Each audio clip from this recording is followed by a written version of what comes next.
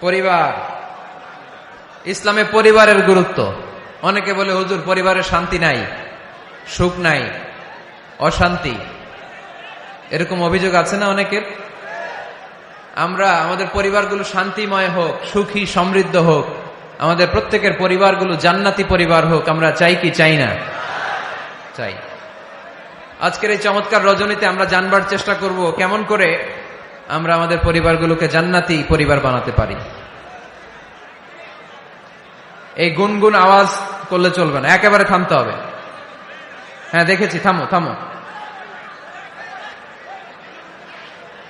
থামতে হবে। পরিবার হচ্ছে শান্তির নীড়। সারাদিনের কাজ শেষে, কর্মচাঞ্চল্য শেষে, অফিস শেষে যখন আমরা আমাদের পরিবারে ফিরে আসি, আমরা প্রশান্তির ছোঁয়া পাই, ঠিক কিনা? পরিবারের মধ্যে আল্লাহ তাআলা শান্তি দিয়েছেন, দিয়েছেন ভালোবাসা।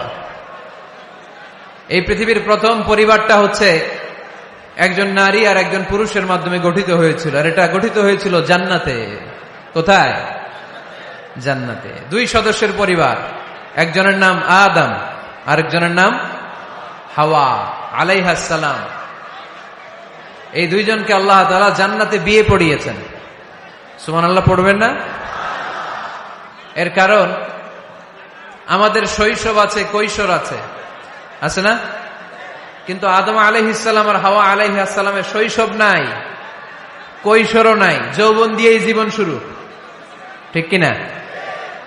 আদম আলাইহিস সালামের শৈশব ছিল, কথা বলেন।